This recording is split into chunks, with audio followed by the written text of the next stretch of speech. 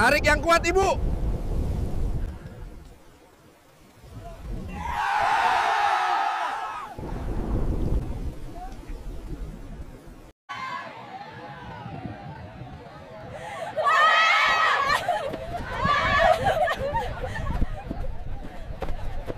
Halo, Anda pasti tahu kan serunya lomba 17 Agustusan, balap karung, makan kerupuk, terus panjat pinang, wah pasti meriah dan penuh tawa ya.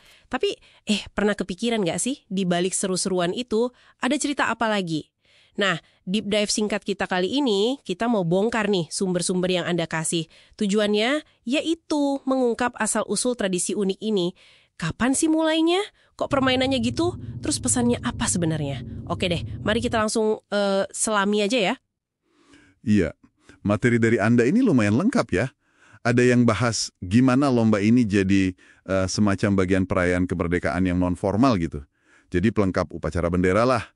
Ada juga yang runut kapan persisnya tradisi ini mulai booming, terus gimana permainan lama diadaptasi, sampai ke, yaitu, filosofi di balik tiap lombanya. Cukup kaya sih. Nyata nggak langsung ada pas 1945 itu. Katanya baru populer di tahun 1950-an. Kenapa gitu ya? Betul sekali. Kira-kira pasut RI ke-5 lah. Sumber-sumber Anda jelasin, periode 45 sampai 49 itu kan masa revolusi fisik. Situasinya masih tegang banget.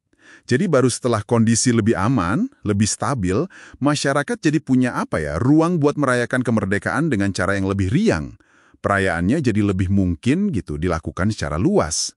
Oh, jadi ini bukan instruksi dari atas ya, bukan program pemerintah gitu. Nah, justru itu poin penting lainnya. Salah satu sumber Anda kan mengutip sejarawan J.J. Rizal ya.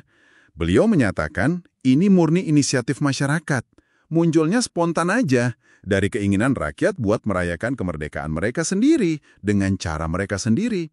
Menyebarnya dari bawah ke atas. Katanya sih mulai dari kampung-kampung di Jakarta, terus baru ke seluruh negeri. Ini nunjukin partisipasi aktif warga gitu dalam membentuk tradisi nasionalnya. Wah, ini nih bagian yang menurut saya paling keren dari materi Anda. Soal permainan kayak panjat pinang, ternyata akarnya udah dari zaman kolonial ya. Kadang jadi tontonan Belanda atau perayaan lokal gitu. Kayak pernikahan Mangkunegara 7 yang disebut di salah satu artikel. Berarti udah ada sebelum merdeka. Terus gimana caranya rakyat ngambil alih permainan ini? Tepat. Istilahnya mungkin rekontekstualisasi ya. Ngasih makna baru buat sesuatu yang udah ada. Jadi setelah merdeka, masyarakat itu seolah merebut kembali permainan itu. Panjat pinang, yang dulu mungkin cuma simbol kekuasaan kolonial atau hiburan elit aja, nah itu diubah total maknanya. Sekarang jadi simbol perjuangan kolektif, kerjasama, gotong royong, buat meraih kemerdekaan. Ya, hadiah di puncak itu. Ini adaptasi budaya yang cerdas banget sih, dan penuh makna perlawanan simbolik juga. Luar biasa ya. Dan ini berlaku buat banyak lomba lain juga kan? Masing-masing punya lapisan makna sejarahnya sendiri. Iya, betul. Setiap lomba populer itu kayak kapsul waktu mini gitu. Nyimpen cerita perjuangan. Coba kita lihat beberapa contoh dari sumber Anda ya. Misalnya balap karung. Itu bukan sekedar lompat-lompat lucu kan? Tapi itu pengingat getir zaman pendudukan Jepang.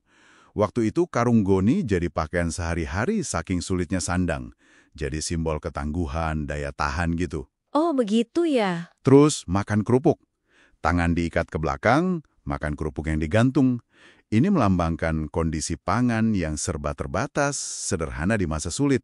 Ngajarin buat tetap bersyukur. Masuk akal. Kalau tarik tambang. Nah, yang ini cukup jelas ya. Simbol persatuan, kekuatan bersama. Semangat kolektif ngalahin lawan. Dulu ya penjajah, sekarang tim lawan. Gotong royong dalam bentuk paling fisik lah. Iya ya. Dan panjat pinang tadi, selain soal merebut makna, itu juga gambarin betapa sulitnya meraih kebutuhan dasar atau cita-cita. Perlu kerjasama tim kan, saling bantu, pantang menyerah buat sampai ke puncak. Jadi intinya semua keceriaan itu sebenarnya cara yang asik ya buat mengingat dan mewariskan memori kolektif tentang perjuangan. Bukan sekedar lomba aja, tapi juga pelajaran sejarah yang hidup. Sekaligus pengingat nilai dasar bangsa, persatuan, kerjasama, pantang menyerah. Benar sekali. Dan mungkin itu juga jawaban kenapa tradisi ini bisa bertahan kuat ya, lebih dari 70 tahun. Seperti yang disorot beberapa artikel Anda, dia terus relevan karena fungsinya sebagai perekat sosial. Coba lihat aja di lapangan pas lomba Agustusan. Orang dari berbagai suku, agama, latar belakang ekonomi, semua tumpah ruah jadi satu. Ini praktik Bhinneka Tunggal Ika yang nyata banget. Sekaligus, ini cara efektif dan menyenangkan buat nanemin nilai kebangsaan ke generasi muda. Menjembatani masa lalu sama masa kini, gitu. Oke, jadi kalau kita simpulkan nih, lomba 17 Agustusan ini jauh lebih dari sekedar permainan ya. Ini adalah tradisi yang hidup, lahir dari denyut nadi rakyat, merangkum memori perjuangan, dan jadi ekspresi nyata semangat gotong royong serta persatuan Indonesia dalam merayakan kemerdekaannya. Semacam ritual tahunan yang ngikat kita ke sejarah dan identitas kolektif kita. Betul. Dan melihat betapa kuatnya tradisi ini beradaptasi ya, sambil tetap menjaga intinya seperti yang tergambar dari sumber-sumber Anda ini jadi memunculkan satu pertanyaan menarik nih buat Anda renungkan lebih lanjut mungkin. Di tengah dunia yang makin individualistis dan terhubung secara digital sekarang ini, kira-kira gimana ya bentuk evolusi selanjutnya dari permainan komunal khas Agustusan ini? Supaya semangat kebersamaan dan makna historisnya itu tetap lestari, tetap bermakna buat generasi mendatang.